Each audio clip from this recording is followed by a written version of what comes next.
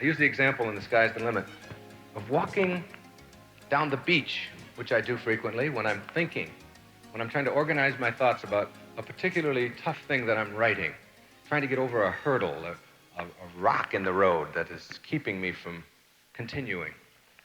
And I'll be thinking it through, and someone will invariably come up and recognize me and say, "Where are you going?"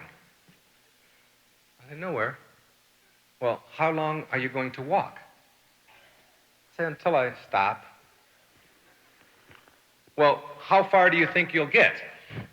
They're looking for limits. They're looking for specific answers. Will you get to the pier? Maybe. You think you'll get to the lighthouse? I don't know. When I don't want to walk anymore, I'll stop. Well, what if you get all the way down there and you don't want to walk anymore? I'll take a cab home. It's like this kind of attitude is scary for many people. In fact, you want to know who in your lives most exemplifies, most typifies the no-limit person? Your children. Your young, unspoiled, creatively alive, excited about everything children. Be a child again. You know, let that little boy or that little girl that's inside of you out. Or watch children. When I was living in New York, we'd go to Jones Beach, and we would go there, like it would open on Memorial Day. We'd arrive at the beach, it'd be a hot day, maybe often it gets up to 85, 90 in Long Island at the end of May, have a hot spell. We go there. Now, here's how the expectations differ from neurotics, normals, nezzes. The nezzes are the children, the little children who have been locked up in their houses all winter. And they know this is the only water they get. If they don't play in this water, it's the toilets, again, back home, like it's been all winter long, or the wash tubs, or whatever. The parents know that that water is going to be cold. After all, there was ice in it just 30 days ago. That's going to be cold water. So they get there in their long johns, even though it's 85, and they sit around, they get their picnics out, and they're all there to have a good time. The children, you see them, shoo, they take off right into the water. They don't even notice that it's cold. They get a little blue, okay?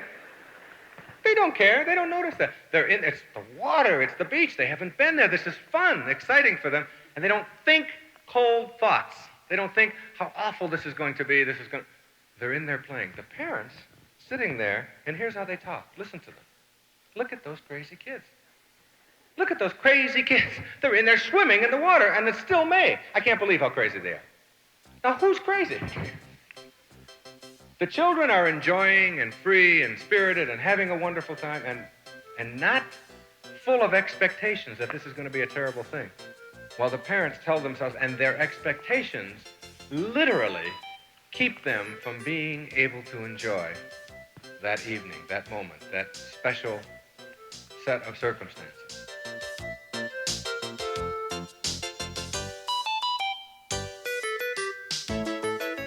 If you weren't allowed to be a child when you were a child, what I suggest that you do with that is you understand that even as a child, you take over very young. And you don't blame your parents, especially if you're an adult now. You don't blame your parents for what you could or couldn't do or what you were able or not able to do in life.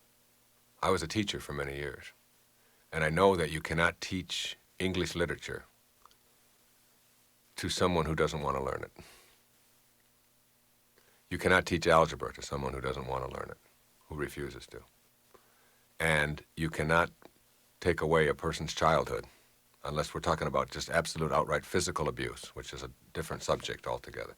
When we're talking about human beings who lived in a family situation in which their parents, they feel as children, especially over the age of 4 and 5, kept them from doing all of these kinds of things, that you have to take responsibility for how you reacted to your parents. And this is what I used to always tell my clients. You didn't know how to deal effectively with your father. you didn't know how to get what you felt you were entitled to from your mother or from your grandparents or whatever. Yes, but they were bigger and I was like, yes, I understand all of that. Yes, you were small and they were large and they set the rules and all that. But you still didn't know how to get what it is that you want. And in families, where there's 3, 4, and 5 children, you'll find that some children in the family are able to figure out how to have a happy childhood, even in a situation which other people would construe as negative. And others are just beaten down by it and feel that somebody else controlled them or did this to them. So that I think it's important to even go back through your whole life and take responsibility for how you reacted. Everything after the age of 4 and 5, I think children take over very early. Now, this is not to say that the influence of a parent isn't significant and can't have a significant effect on a child. But it doesn't do you any good to look back with blame. What you have to do is look back with responsibility, responding with ability. It's never too late to have a happy childhood. Well, that's a very important concept, all right? And people would be in my office and they'd say, well, my mother would never let us roll down a hill and she would never let us get dirty. And one lady said my mother would never let me ride a bicycle. And I said, well, okay, there's a hill over there and there's dirt over there and there's bicycles over here and there's swimming pools over here. And you can virtually have anything that you wanted. And they would say, well, I didn't come here and pay you the kind of money I'm paying you to teach me how to ride a bicycle. I said, well, if you understand that the only reason you don't know how to ride a bicycle is because you've never gotten on one and actually gone through the trial and error that goes with learning anything, and if you stopped blaming your mother for the fact that you couldn't stand up to her throughout your life and just go ahead and do it anyway. I mean, if my mother or father or anybody, a stepfather that I had, would have told me that you can't ride a bicycle, there's no possibility that I would have paid very much attention to that. Yet you did, for some reason. That's where you were, where I was able to get on a bicycle and make it happen. So you take responsibility for it, always. Then you don't have to spend endless hours in therapy and going through deep analysis to figure out why you were toilet trained harshly or why your mother liked your sister better or any of those kinds of things that you hear people using as excuses for why they're not where they want to be in their life. We take over early.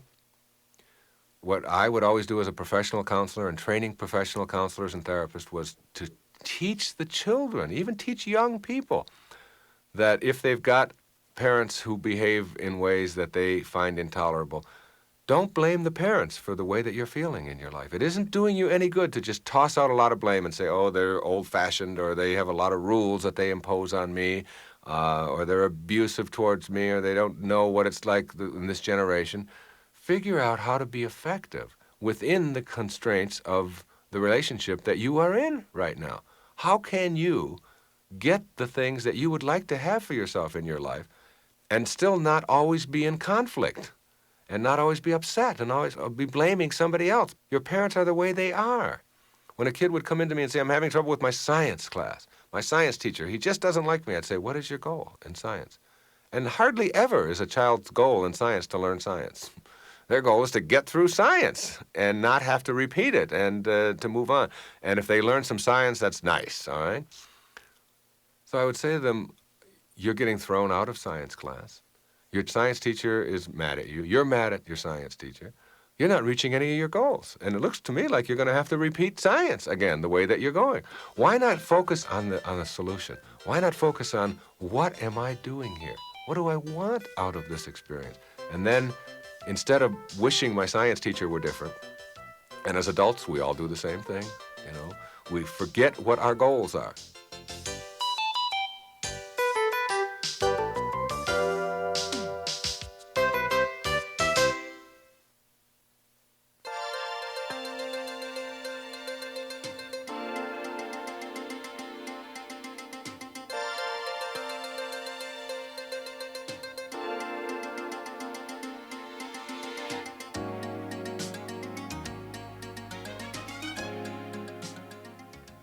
People say to me, you're going to talk for 4 hours? You're going to really be tired when you finish. You're going to be exhausted. I said, what for? I'm not going to be exhausted. I don't think tired. It has nothing to do with any way that my mind is organized. I don't get thinking that way anymore. In contrast to so many people who get into bed, right, at 2 o'clock in the morning, You've seen that. You've done it yourself. Oh, my God, it's 2 o'clock. I got to get up at 6. That's only 4 hours from right now. If I were to fall asleep right this second, and I'm not even close, I'd get, oh, God, am I going to be tired tomorrow, right? You lay there and you stir and you get yourself all worked up, and sure enough, 45 minutes go by. Oh, God, it's 2:45. 4:45, 4:45, 3. Oh, now you upgrade. I'm going to be a zombie tomorrow, right? That's how your expectations work. And sure enough, the alarm goes off, and you, whatever you've had in sleep, first question out of your mouth to decide what your day is going to be like, what time is it? What time is it? 6 o'clock. Now you start counting backwards. 5 o'clock, 4 o'clock. Oh, God. Put your body on droop. Put your eyes on bag like this. Walk into the office. Don't talk to me today. I got 3. I'm going to be a zombie today. This is going to be a bad day, you see. And people literally organize their expectations to set themselves up to be instead of saying to themselves, okay, I'm never going to be tired again in my life. I'm just not going to have tired thoughts.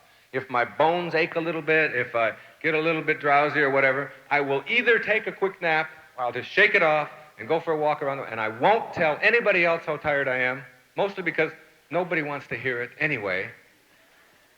If you think they do, take a poll sometime, you know. Would you, excuse me, do you care how tired I am? I don't care how tired I am. Do you care how tired? Everybody you're about to tell how tired you are, you know, just take a poll. You'll find nobody wants to hear that. And you get that kind of expectation out of your mind completely. And don't think that way, unless you happen to have to go maybe 3 or 4 days without sleep sometime. Then decide, all right, I'm entitled to be tired. Your expectations determine so much about your life. They determine, for example, how healthy you are, how physically healthy you are, whether you have colds and backaches and headaches, cramps and things like that. Whether you tell yourself, oh boy, here it comes. You know, it's only in my nose now, but Monday it'll be down in my chest. By Wednesday I'll have a fever. I'll have to take next Thursday and Friday off. But it's only Saturday. I know, but it always happens that way. And you set yourself up to be sick instead of saying, this is a mistake. I'm not interested in this. I don't want this. It's a cue to me. I'm going to take a few extra pills of vitamin C. I'm going to get myself a little extra rest, but I'm not going to tell anybody else about it. I'll see if I can go through this whole thing without letting anybody else know I got it. Right? And I'm also going to keep myself active. I'm not going to let it get in the way of anything that I'm doing. And I'm not going to focus on it. And I'm not going to concentrate on it. It's amazing. You see some people, a friend of mine was doing some skydiving, parachute jumping. He was practicing, and he had a really, really bad cold, bad case of the flu and so on.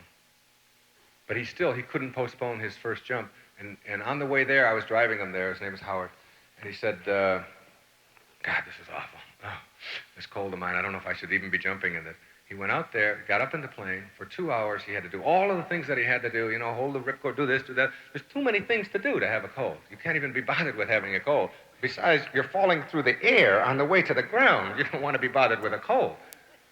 And he went through this whole thing, and I picked him up later. He jumped once. He wasn't satisfied with his first jump, went back up, did it again the second time. Then I picked him up, and we got in the car, and I said, well, how'd that go? And all of a sudden, he said, you know, I didn't have a cold. And as soon as he said that, I went, I'll be darned. Isn't that something? Just starting again. But for the time that he was involved creatively in his life, it's gone.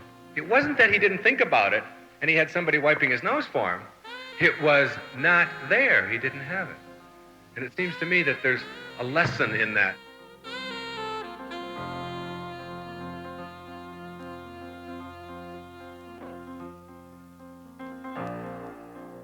I was on the airplane coming here, and I had a baby carriage that I was giving to my brother, whose wife is going to have a baby. And I have little babies. I'm 46 years old, and I have an 18-month-old and a 3-year-old and a 5-year-old, in addition to an 11-year-old and a 19-year-old. So I had this baby carriage that I was bringing up because my sister-in-law is going to deliver her baby at any time. And the stewardess came up to me and said, "That baby carriage up there, is that for your granddaughter?" And I thought to myself, how could she possibly think that someone as young as I am could be a grandfather? Even though it's very possible at 46 to be a grandfather. I thought to myself, I'm 14 years old. It's not possible for her to think that I could be a grandfather. How could a 14-year-old be a grandfather? That's my perception of myself. I see myself as a little boy. I act like a little boy. And I run every day, and I play tennis at a level that I couldn't play it at when I was a younger boy. I can do virtually anything that I want to, and intend to do that my entire life. Because it isn't your form that counts. It isn't the age of your body that counts. It's whether you transcend your form. All right? That's what transformation comes from. Transform. Go beyond your form. All right? You're not your body. You are your conscious awareness. You are your thoughts. You are your feelings. You are those things that are intangible that you can't get a hold of, because we've already occupied many different bodies already while we're here on this planet. I mean, I was in an 8-pound body, and I was in a body that was only 2.5 feet tall, and I was in a body that didn't have any hair on it, and then it had a whole bunch of hair on it. Then it all fell out again later on. I mean, I've been in lots of different bodies, all right? And nothing about me, not one physical cell that was in my 10-year-old body is in the body that I carry now at 46. Not one cell. All right? They've all been changed. And yet, I can remember everything about what I did when I was 10 years old. So I am not that body, which is now gone. I am the thoughts behind it. I am not a body with a soul. I'm a soul with a body. All right? And when you understand that, you're aging, you're getting older, is not the condition of your body, because you're not your body. You are thought. Thought is everything. And attitude is everything. So that getting older, having your form get older is just one thing, but if you're transformed, if you've gone beyond your form, then you don't have to get older. It's just a way of looking at your life.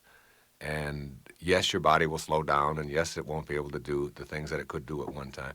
But most of that is controlled by our thinking, by our attitudes. And I have a child inside of me, and I choose to think of myself, regardless of what anybody else thinks. Even if a stewardess thinks that little baby carriage could be for a granddaughter, if that's what she thinks, that's just what she thinks.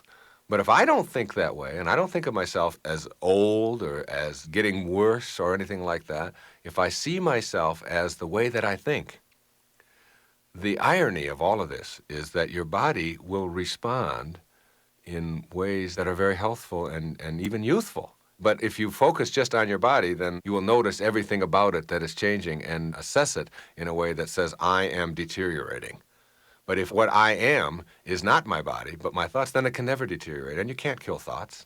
You can't kill feelings. You can only kill form, and form dies, all right? But if you are not that form, then you know that your conscious awareness can never die. You can't change that. It just changes from one form to another form to another form. And that's the way I tend to look at it. And so I don't see any effects of my form getting older. I see every once in a while a new little wrinkle. I'll see changes in that have taken place in my body. But I am not that. That is not what I am.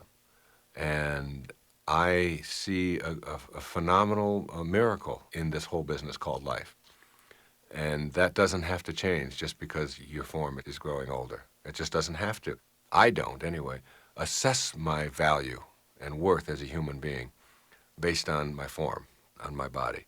And then my body is able to stay in phenomenal shape because of the way that I think. I eat a third of what I used to eat, all right, and in total bulk in a given day. I sleep probably a third less than I used to sleep. I don't put sugar into my body except just natural from fruits and things. I don't use salt on my foods at all. These are all things that I did regularly in my life. I exercise and walk almost everywhere that I go instead of getting in a car and being driven someplace. I run 8, 10, 12 miles every single day. None of these things were ever deliberate choices that I decided I better make because my body's getting older and I have to take better care of it. They came about, they followed me as a result of being in a higher state of pure thought, a higher state of self-acceptance, of seeing myself as an important, significant human being, and living that way, and seeing other people that way, and seeing the world that way, in this more purified kind of way, more loving kind of way. All the other stuff has followed after me. It's alarming that when you unclog yourself, that your body goes right with it. And your body doesn't have to wear out nearly at the level that I once thought it had to. And I think if you keep a real strong grip on the way that you think and process your world, you will see your body getting healthier, more capable than you ever thought it would be. Even the total wearing out of your body, I think, is an attitude. I really do. Almost always, people have prepared themselves for death from the time that they know that there's such a thing. We're the only animal on our planet that does that. I mean, dogs don't go out there and prepare to die, and horses and mosquitoes and all that. They're just out there being, all right? And I've often said that we're not human doings, all right? We're human beings. If we were just what we did, then somehow the term human doing would have evolved. But no, we're not. We're beings. We're beings. That means to be. All right? Not to judge, not to evaluate. And that if you don't prepare yourself for death and wearing out and getting sick and thinking that you're going to slow down, if you don't think in those kinds of ways because you are your thoughts, then I guess your body doesn't have to wear out. I mean, it sounds like a real radical kind of notion, but the cells don't wear out. There's something in the aging process that has to do with the thoughts that we are. And once we have learned how to transcend the kinds of thoughts that prepare us for getting older and more feeble, then I believe we will have conquered the aging process.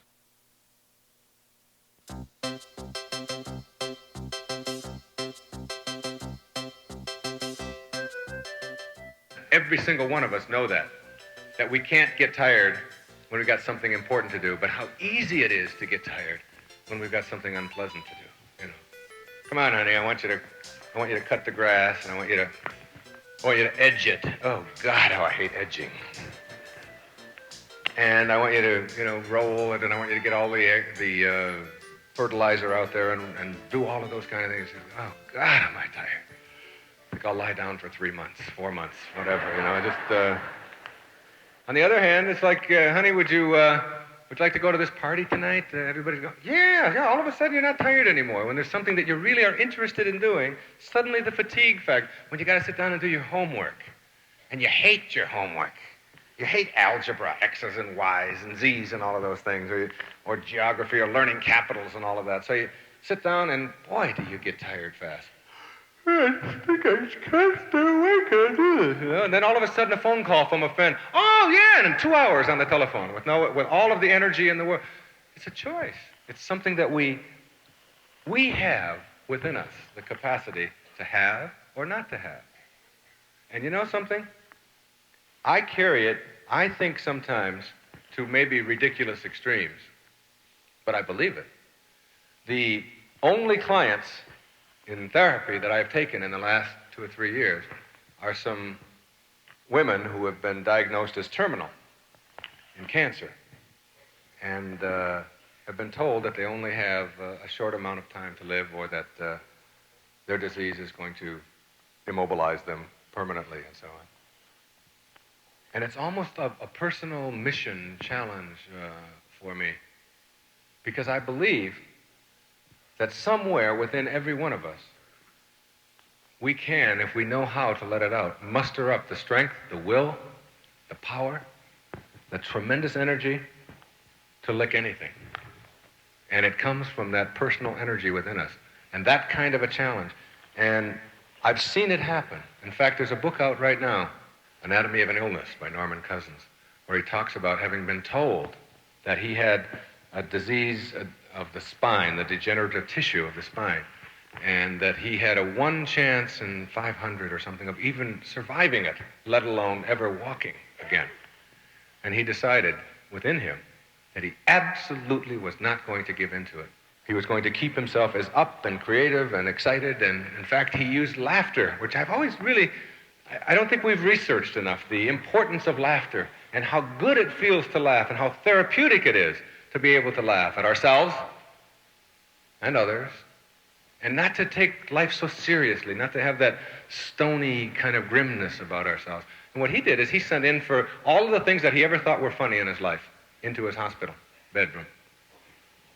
He had Marx Brothers films sent in, he had Abbott and Costello films sent in, and he played them over and over again and had this raucous kind of gut laughter day after day after day. Now, that plus combined with attitude and belief and all kinds of other things, something that every doctor, I'm sure there are many here in the audience, knows, every surgeon particularly knows, that anybody who is going into surgery, and it is serious surgery, knows that if they have a patient who has a will to live and survive, and has a patient who has given up and feels down and depressed, that the person who has the will to live and to pull themselves through this thing has such a greater chance of making it than the person who's already given up. Now, we can't define what that will to live is. We can't put a statistical mark on it, but we know it's there. In emergencies, in pulling your own strings, if you've read that, you saw a case of, out of thousands of these, where a 95-pound woman, was driving across Texas with her son, and they got a flat tire, and he got out and he jacked up the car, and he got under there to put the tire out, and the car collapsed on his chest, and he was laying there, breathing his last breath, turning blue, gasping and saying, "I'm going to die, I can't." And this 95-pound woman picked up a 1957 DeSoto. Do you remember those?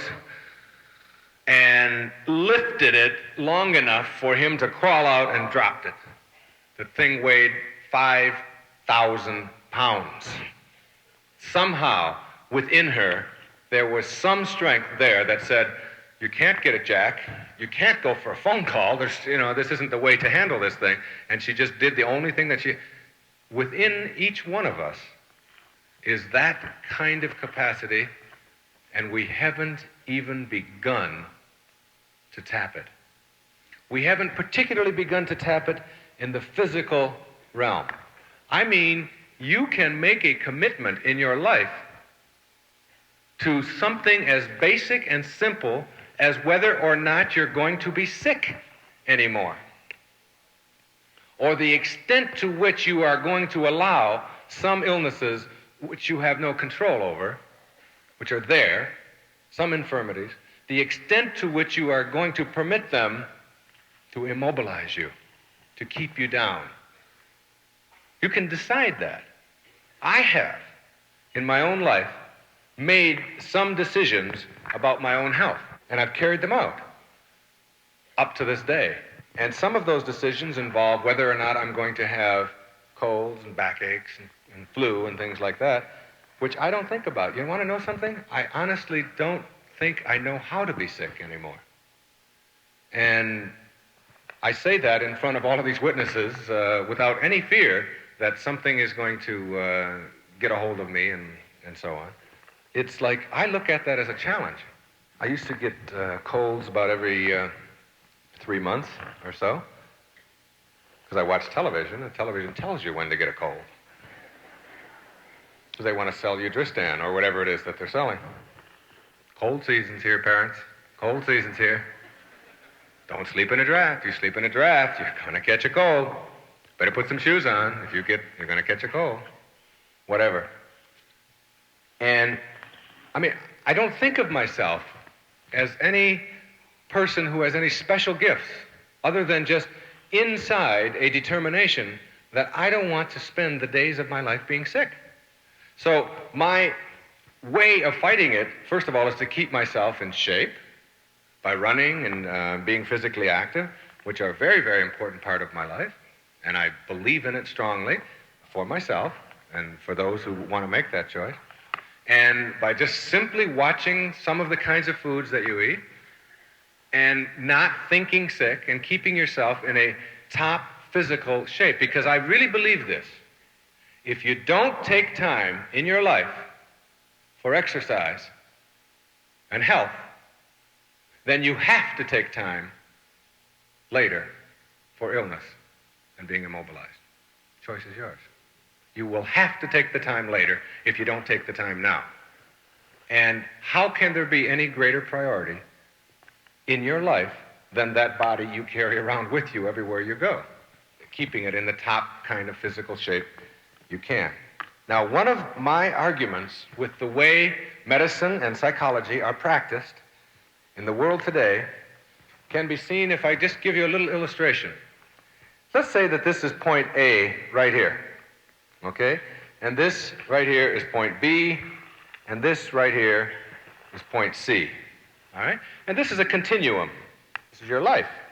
This is, in illness, this is, point A represents an absence of health, what we call death, or really immobilized sickness, okay? And we move up this way towards about here, which is point B, which is no symptoms. Nothing's wrong with us, all right? We're just feeling normal, okay. And then between B and C over here, C at the end of this continuum represents complete possibilities, total potential for health, okay? In other words, this is as healthy as you can get. This is an absence of symptoms, and this is all symptoms, all right? Real illness. Almost all medicine in this country is practiced between A and B. You don't go to the doctor unless you've got something wrong with you. When you've got something wrong with you, you go and you tell them about your symptoms. I got sniffles, I've got a fever, my arm hurts, whatever it may be. And you go, and this is the way medicine is practiced, between here and trying to get you to here so that you don't have any more symptoms, right? There's another place to practice medicine, and that is between B and C, where I think all medicine should be practiced. Not all, but most of it. Certainly if you have a gallbladder that needs to be taken out, that's back here and you have it taken out.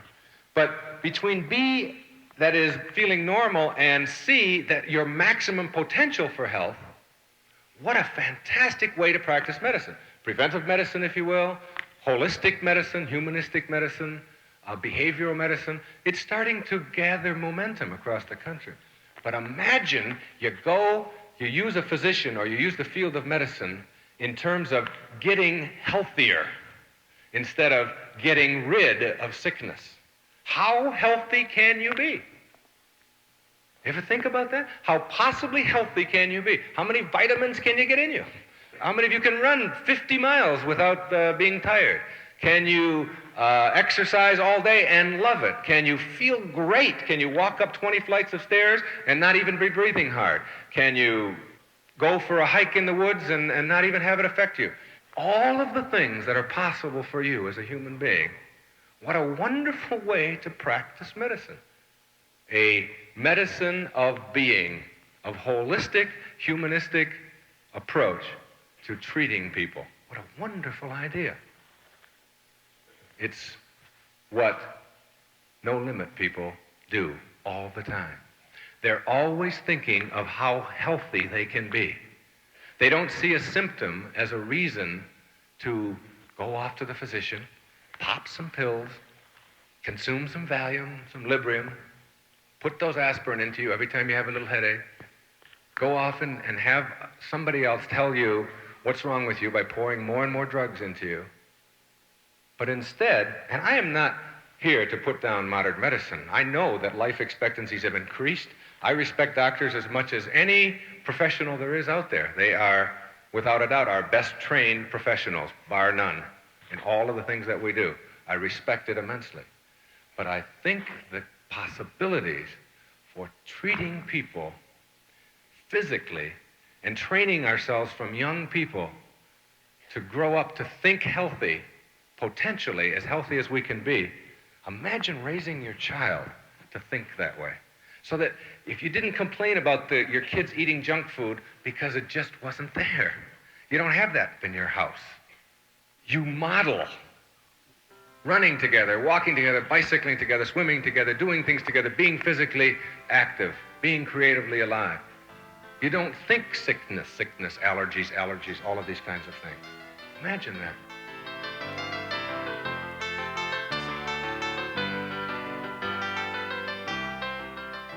One of the things that we do in families is that we reward children for being sick, and we punish them for being well, which is the exact opposite of how you would want to reinforce given behaviors.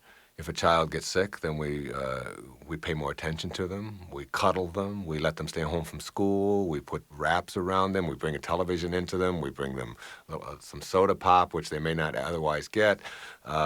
We go in and talk to them all the time, we feel their forehead, we massage them. You know, it's like when you're sick, you get lots and lots of attention. In Gifts from Icus, I had a notion that on the planet where Icus lives, they had this thing straightened out, that what you do is you send your doctor a check every month as long as you're well. But when you get sick, you stop payment because his job is wellness, not sickness, all right? I think that same logic can apply in the raising of our children or in how we treat ourselves. And that is when any of my children respond to me that they don't feel well or they're getting a cold or whatever, my response initially is always, oh, you're not going to get that cold. You're too strong for that. You are so fantastic. You are such a healthy person. I know you'll beat it. Everybody else might get it, not you.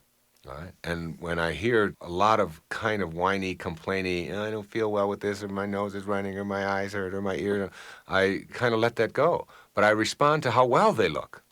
You look fantastic today. You're so healthy. Look at what you can do. In other words, it's reinforcing wellness instead of reinforcing sickness and giving children rewards for being sick. Where I grew up, the lady used to tell us that if the window was open, that you'll catch a cold. And just like all the kids in this home that I lived in for a few years, the children would go around with colds all the time. And I used to say but Mrs. Scarf, I was out all day, and we were playing hockey, and the wind would be 30 miles an hour, and why would I get a cold just because I have the window? Because I like to sleep in a room that is nice and cool with a breeze blowing. Well, you'll just get a cold. The cold germs are in the air. She used to even tell us the cold germs are in the linoleum. If you walk across the linoleum with your bare feet, they'll somehow come up through your feet and land in your nose. Somehow they live in that. It's just a silly little thing that people buy into, and I never have.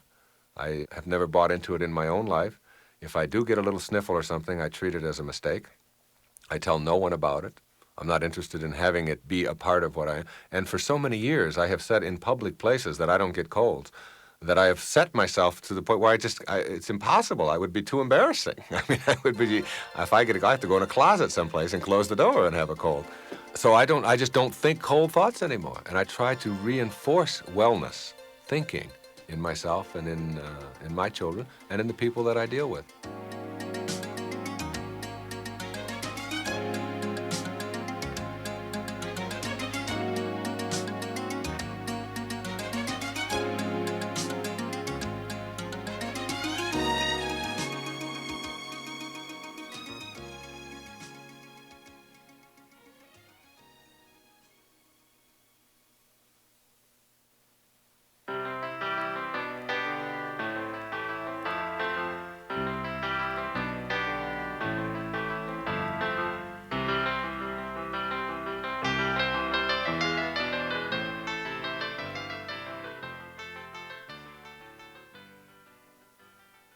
The concept of control is probably the most important concept in mental health. They've done studies in old age homes where they have found that senility really increases when control is taken away from people, and that it decreases when control is given back. An absence of control is panic. When controls are out of your life, you are senile, whether you're in your 90s or hundreds or whether you're 23 or 14, all right? And we found this to be true in athletics. We find this to be true in schools and things like that. There's a whole movement of back to basics. And children are going to have no voice in what they learn. And they're going to behave themselves, and they're going to do what they're told, and they're going to get through the curriculum. And children are really turned off to education and move away from it when they don't have a sensible balance between, yes, of course we need a certain amount of discipline in a classroom for any learning to take place, but also you have to feel like what you are learning has something to do with you and you have a voice in it. Otherwise, you just get turned off to it, and learning is something you don't want to do. In athletics, coaches who insist that all of their athletes behave in a certain way, conduct themselves this way, they go to training this way, they don't have any voice in why they're playing, what position they're playing, what they're doing, that these people very often will do better in a given game situation, but in terms of their attitude toward the sport, they turn away from it, they begin to dislike it, and they get themselves out of shape later on, and they become these fat, beer-bellied people who talk about the great discipline that it used to be, but they're not using what the athletic program is supposed to be for, which is to help you to have a lifetime of wellness and a lifetime of being in shape, rather than just to win a football game and then go ahead and let yourself go. You get turned off from it when you don't have control.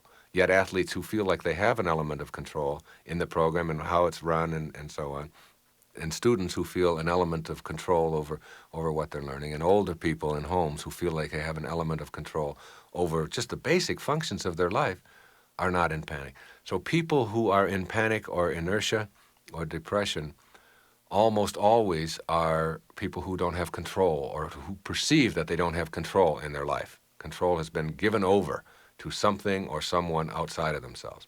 A person who is depressed, who can't get out of bed or won't get out of bed, or is in a relationship in which they're just waiting for someone to change and waiting for things to get better and just sort of going through their days, is really a person who has given up control of themselves. Control is vital in virtually everything.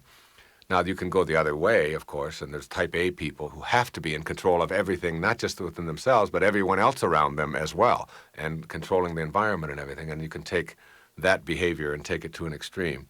And you've got neurosis, very much like if you can take shy behavior, which is carried to an extreme, is shy and being inward and fearful, and just being gentle. All right, the quality of being gentle and kind is terrific. Carry it to an extreme, and you've got shyness. The quality of being assertive is terrific. Standing up for yourself. Carrying it to an extreme, you've got aggressive, pushy, authoritarian kind of behavior. The reason that people stay in panic is because they want to avoid the responsibility that goes with control in their lives. It's easier to blame the situation, to blame the person who is at fault, to blame someone else for why I am not getting what I want in my life. It's easier to do that than it is to take and respond with ability or have responsibility in any given situation. So panic is like that. And my belief is that many people who end up panicked in mental institutions have just totally given up control of their lives. And it's just been easier for them to have a nervous breakdown. It's easier to do that than it is to take the responsibility and respond with ability to the situation that people are in. But the people who do get out of it are the ones who respond with ability, who say, I made these choices, and I have got to do these kinds of things and take responsibility for how I think and consequently how I feel and how I behave. And that goes up and down the line in the ladder of mental health, from panic, which is the lowest level, to inertia, which is the next rung on the ladder, to striving, which is just another way of just always being in motion and living life as if it were a foot race without any finish line, just always going, always in a hurry, always trying to get someplace else ahead of the other guy, always having deadline urgency, always having explosive talk, never getting the priorities of their life in order, making things more important than people. These kinds of qualities that typify what we call type A behavior or striving behavior, where life is always trying to get someplace else, and so all you know is striving, so that arriving is not possible. It's a psychology of striving rather than a psychology of arriving. And so you never arrive, so that when you do arrive at where you wanted to get to, all you do is upgrade your expectation or your goal or your objective, and you suffer from more for the rest of your life. So striving is the next ladder, rung on the ladder, and the next is coping or adjusting or just handling life and being able to get along, which is nice if you want to be average and you want to be just like everybody else. You just sort of cope.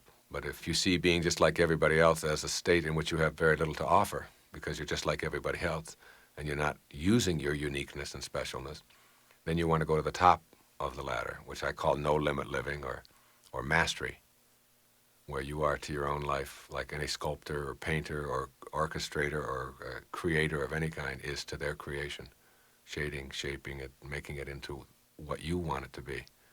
And up and down the line, from mastery all the way down to panic and any place in between, you will always find an absence of control there. And the reason people give up control, whether it's at an average level or whether it's at a very sick level mentally, is it's easier to give up responsibility. It's easier to avoid the risks. It's easier to let somebody else be in charge of my life and to blame them for what I am than it is to say I created it myself. And yet that's what it means to be enlightened. To live in the light is enlightenment, and to live in the light means I have chosen to be in the light rather than the other way around.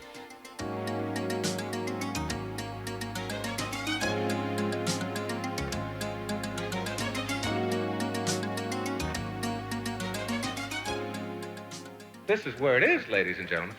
A is the complete absence of mental health. Depression, anxiety, stress, tension, fears, phobias, all of the things that preoccupy so many people's lives. B, I'm okay. It's all right. I'm handling it. I'm getting along. I'm coping. I'm making it. Things are okay. C, no limits. The sky is the limit. Imagine going to your therapist to get even higher. Imagine going to your therapist not because things are wrong, but because you want to be flying every day. Because you want to use the limitless potentials that are within you to make anything happen for yourself.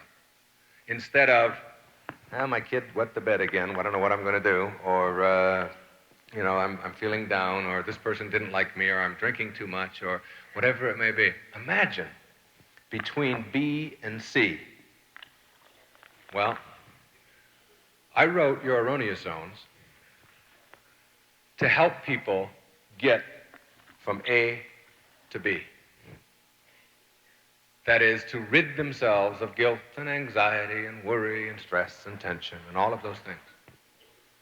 And I wrote Pulling Your Own Strings to help people deal with all of those other folks out there who don't even know what we're talking about. All the manipulators, all the victimizers. And The Sky is the Limit is all about B and C. If I can put it on a little different continuum, you can think of mental health as a ladder. Down at the bottom, the lowest level, is what we call panic. People are at panic a lot in their lives. Panic means I don't know what the hell to do. I don't know what's going on. You can get up in the middle of the night, phone rings or whatever, and you can stub your toe. And you can do this. Oh, my God, that hurts. Oh, put that bed there. Oh, gee. You can do some of that, okay? That's panic.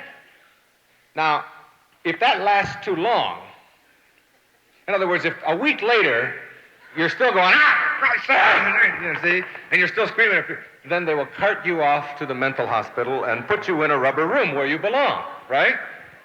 So we all have moments of panic. You get a flat tire in the middle of nowhere. Geez, I don't know what I'm going to do. And you flail this way and you go that way. And if you stay there, the tire never gets fixed. If you stay there too long, screaming and hollering and being in panic, then you get carted away, right? So panic is, if you go into virtually all mental institutions, you will see people who spend the majority, the big portion of their life at panic. You can't predict what they're going to do because they don't know what they're going to do. Anything that comes into their head, they'll do or say, and they have no rational approach to their life. Well, up one step on that ladder from panic is something we call inertia, which means, inertia means without action, no movement. You're just laying there or lying there, whichever one. I never could get those right. It's just the way I am. I can't help it. I've always been that way. It's my nature. I'll get corrected, you can be sure of that. I'll get a letter from some anal retentive out there.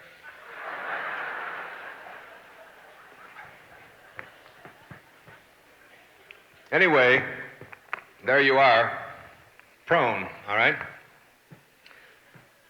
Inertia means that it's the worst place to be. I'd rather be at panic any day, even though it's considerably, supposedly up on the ladder. Because the worst place that a human being can be is without action. The answer to virtually all of our problems is action of some kind. But just being there, just lying on your back and hoping and being depressed and being down and being the flat tire, the example. The flat tire at panic, you kick the tire, you get mad, you scream, and then you get over that, all right? There are some people who just sit there and brood. Damn flat tire, I can't do anything. And they just sit there, and they think about all the alternatives, and they get mad, you know?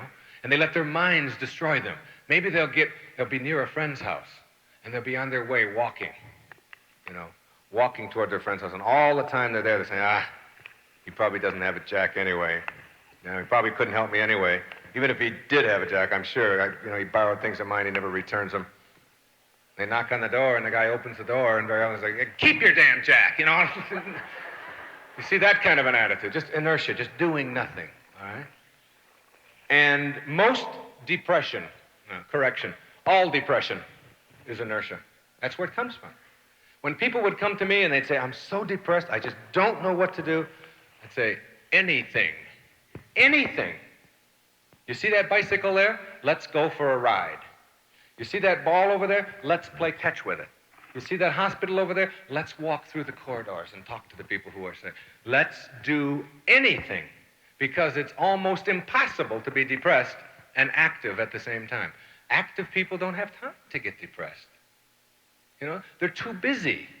I remember when I had my practice out in Long Island next to this house, and this woman had 13 children. 13 children of her own. And she would see people pull up to my house, and they would drive up in their little Porsches and their little Mercedes, and they'd go in, and they'd have their little Gucci bags and their Poochie bags and all of these things, you know. And there they would go, and they would walk in, and they'd get their hour or whatever, and then they'd leave. And I talked to her one time. You know, we're in the backyard. I said, how is it that a woman like you, who's had 13 children, been so busy, and you have every reason in the world to be down, and I mean, it's like you don't have hardly any money. She said, you know, I've been thinking about having a nervous breakdown. Been thinking about it. Just haven't had the time. Just haven't had the time. As soon as I get some of these kids out, maybe when they go out and they go off to school or whatever, then I can, but right now I'm just too busy. I just don't have time for that. And you know, there's a lot of truth in that. That when you have too much leisure and too much time to sit around and think, God, all these people carting themselves off and their children off to the therapist, you know, every time they have a little problem, off to the therapist. Far too many people, in my estimation, going in for counseling and going into therapy, trying to find the answers either in Valium or in Librium, or if they don't find it there, in some kind of tranquilizer. If they don't find it there, then maybe the latest guru will give it to them, or if not, then maybe their therapist. I don't know. I know you said you love me, but I better call my therapist to find out whether or not I should say I do or I don't. You know, it's just substituting one kind of dependency for another. Way too much of that. Not enough reliance on yourself. Well, up one step on the ladder from inertia is what we call striving. It's moving, but often without having any goal or destination in mind. It's like wheel spinning very often for people. Constantly trying all different kinds of things, but never having any sense of direction in their lives, which is certainly a lot healthier than just being there and doing nothing, or being at panic and not being able to predict anything about yourself. So people strive. And a lot of people spend their whole lives striving. They don't know where they're going. They don't have any sense of ever arriving any place. See, I believe in a psychology of arriving rather than a psychology of striving. I think that a psychology of now, of the present moment, of enjoying this day, this hour, this minute, completely and fully, as much as you can, being able to suspend all of the things about yourself that are problems, even as you sit right here, whatever it may be, instead of being here. Many people's minds are just someplace else. In a wonderful book several years ago, that when I was down at Wayne State, in fact, in a semantics class, we had a book called People in Quandaries. And People in Quandaries was the story, the particular chapter that I'm referring to, was about the trap that people find themselves in. See if you're there. It's called what he called, Wendell Johnson, called the IFD trap. And that is, it's a big circle, see? And at the top of the circle is this letter I, and it stands for idealizing. A lot of people spend their lives doing that, idealizing. Thinking about what it's going to be like when. The psychology of tomorrow. It's not today, but boy, when I have that party next Friday, oh, that's going to be so great. Even though this is only Saturday, and there's 6 more days. It's when I get out of junior high school, when I get rid of that Mr. whatever his name is, my science teacher, then my life is going to be better. You know, I've got 6 more weeks, 5 weeks and 4 days, and I'll be out 5 weeks and 3 days, and that's when it's going to. When I graduate from high school, oh boy, when I have my first date, that's going to be terrific. When I get married, that'll do it. And you start idealizing about it. When I have my first child, married but not so good. When I have my second child, I know that'll be more. Now, when I get the divorce, as soon as I get out of this damn marriage, you know, then things are going to get better. When I get that promotion, boy, all I need is that one promotion. As soon as I get that, everything. Well, maybe when we move, when I get that second car, that's what it's going to do it, right? When I retire, boy, it's only 11 more years. 11 years? That's all I've got to do. And then I'll get 4 weeks vacation instead of 3 or whatever. And it's like all of these things, idealizing. I know. I was in the service. Everybody who's ever spent any time in the military, especially if you're drafted or if you're there just for one, they have what they call a short-timers calendar. It's not what you think. Don't get nervous. It is, you start counting the number of days that you have left when you arrive at boot camp, right? Let's see, I'm into the thousands now. 3 digits. It's all I have left. 999 days. Boy, it'll be over soon, right? You start counting and counting and counting. And I did that. I went into the service September 4th, 1958. Got out June 19th, 1962. Every single day, 4 years of counting and counting and thinking, crossing those days off and all. And then it finally arrives. You get the discharge, they hand it to you, and you walk out the front gates. You say, where the hell are the bands? I know there's got to be a band here. This is a big event in my life. And the second part of the circle takes over, what he called F, which stands for frustration. Being down. Being frustrated because by the nature of what I've just described, you can never have fulfillment in your life if you are in what I just described. If you recognized yourself in any of that, in any part of your life, you are destined to always come up short. The myth of Sisyphus, if you will. You are condemned to always roll that rock up and get it a little closer to the top. For an eternity, the rock will roll back down. And you get a little bit closer, and it will always roll back down. Because by the definition of what I've just described, you are living in the future. And when people are living in the future, and that future arrives, you don't know how to deal with it, because you're a future-oriented person. And when you get there, all you feel is a sense of letdown, frustration. You can't handle it. It's what some people have called the psychology of more. More. And it's a disease. The more syndrome goes like this. When I get a year's salary in the bank, I will feel secure. Say you make $15,000 a year.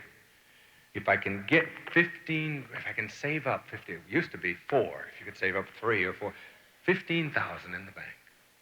You get it. You work, you slave, blah, blah, blah, you get it. What happens is you say to yourself, the second you get it, you go to the bank and you make the deposit and you cross the 15,000 mark and you walk out and you say, maybe I better get 2 years. 2 years. So now, all of these present moments just elude you. They just go by and you work for that. And when you get there, it's not enough. It's the psychology of more. I've got to have more. I've got one car, I've got to have two. I've got one nice big car, maybe I should get a bigger one. I've got a really nice home, maybe I could get another home someplace else. I've got a really nice wife, maybe I could get another one, a better one, you know?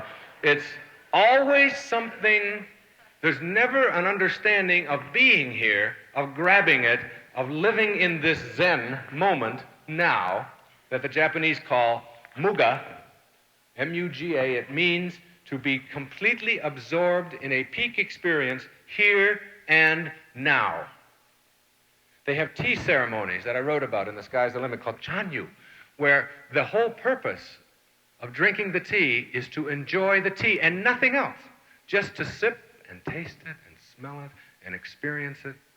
The art of the Japanese. See, when I talk like this, in Western civilization, I have to borrow words, phrases, terms from the Far East, from Eastern philosophies, from Taoism, from Zen, from Buddhism, and so, because we don't have words for it in our culture. We don't even have words for what I'm describing. Being here, Maslow was the closest when he talked about peak experiences. But transcending the futurizing and getting yourself here and now, almost none of us are good at it except when we're unspoiled children. And then every moment is fully appreciated.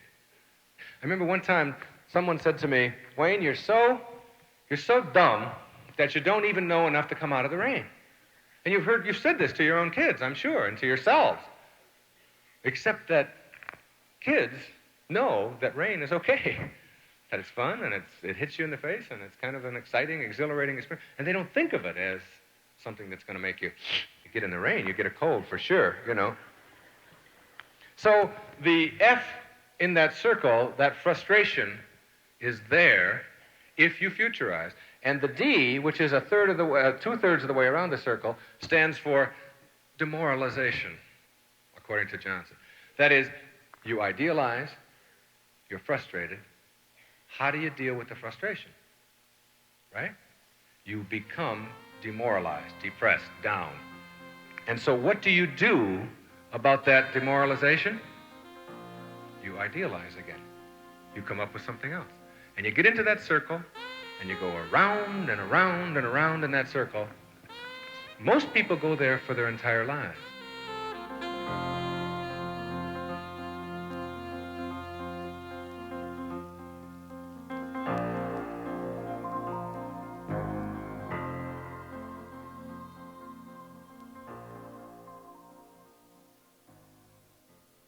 In The Death of Ivan Ilyich, Tolstoy's wonderful short story, Ivan Ilyich was an accountant in Moscow who was on his deathbed knowing that he was going to die.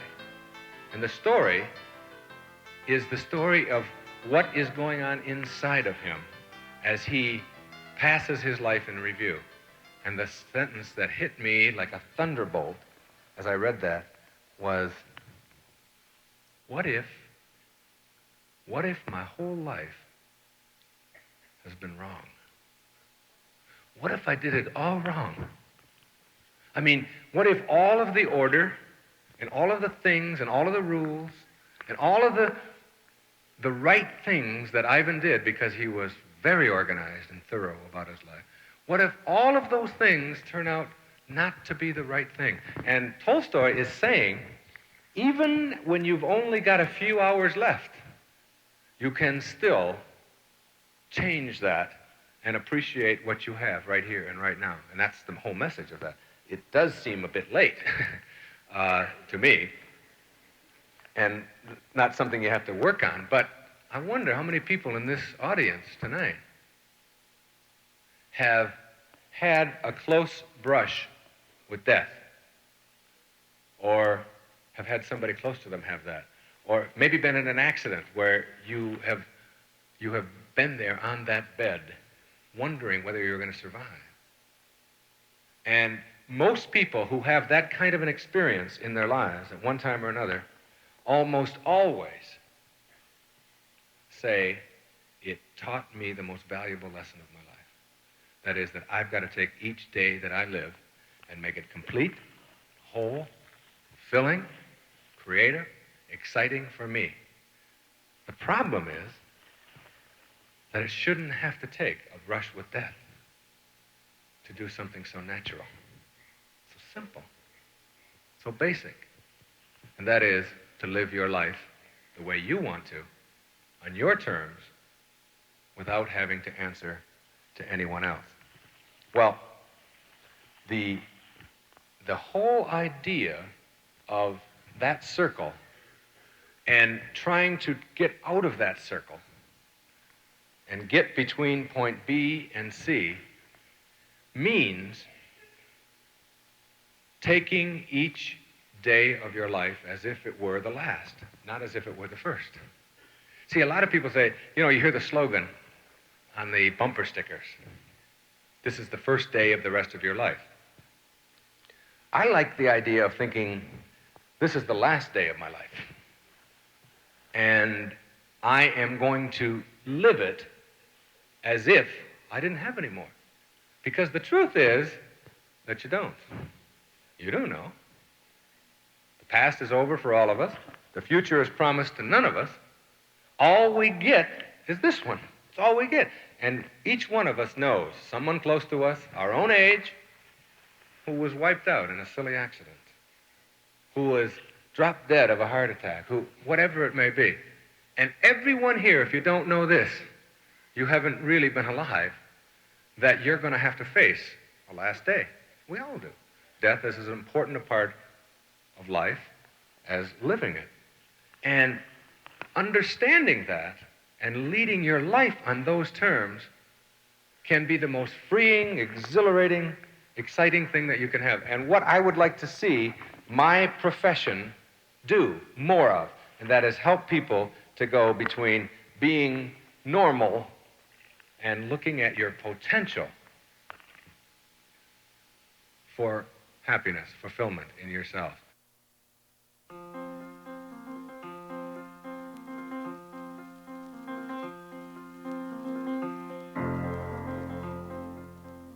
This whole concept of dying, when I talked about getting older, it's like once you understand that you are not your body, that it only represents a tiny portion of who you are, then fearing death is impossible anymore. It's part of the enlightenment process, or the no-limit process, that you can't kill thoughts. Thoughts are energy. You can't kill feelings. Feelings are the result of thoughts. And that matter, or form, or our bodies, are just things that change form all the time. But that our essence, that who we are as a human being, is the entire mental process, the entire thinking process, the entire attitude process, and that our evolving as human beings is really in the way that we think and process our world, rather than how our bodies take shape and lose their shape eventually. And that death becomes something you look at as absolutely necessary and nothing to fear. And we fear what we don't face, and what we don't face controls us. And if you face it and understand that a mental image, which is really what our experience of life is.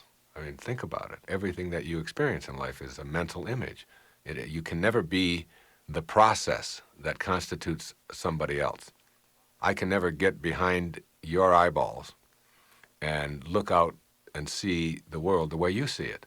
I can never be your liver and be your kidney and be what you are. No matter how much I love you and care about you, I have to get a level away from you because I can't be the process that you are.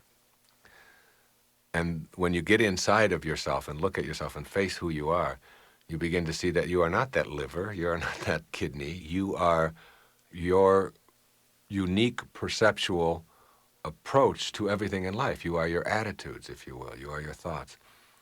And those never die. And here's how I handle it. I tell people, 1/3 of your life, 1/3 of your life you spend outside of your form. 1/3 of your life. This third of your life is when you're sleeping and when you're dreaming. And this is real. This isn't like you're put on hold for this 8 hours that you leave your form. You just leave your body. And all dreaming is just mental experiences. How many listening have ever had the experience of dreaming something, being awakened unexpectedly, and having the feeling of wanting to go back to sleep so that I can find out how the dream came out? I mean, everybody's had that experience, all right? When I ask audiences that and I say, well, what's going on here?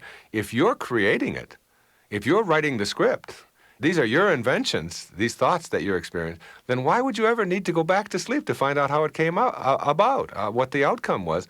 When you're writing it, it would be like me sitting down writing a story, wondering how it's going to come out. I mean, if I'm writing it, then I would create what I want to. So that in that period of your life, that 1/3 of your life, when there's no time, when there's no space, when there are no limits of any kind, and it's very real, and your body is affected very dramatically by those thoughts. I mean, you can wake up in perspiration, you can wake up all excited, and if those thoughts are something that you are creating, then you must know that you wouldn't ever have that experience of wanting to go back there. So that's, to me, that's the analogy that I use for crossing over or dying, whatever it is, that the thoughts don't end. You can be with someone who's been dead for 20 years. You can fly, and you really can fly while you're dreaming, can't you? Thoughts, always thoughts, and you've transcended your form at that time, all right? If we are those thoughts, and those thoughts are unlimited in 1/3 of our life,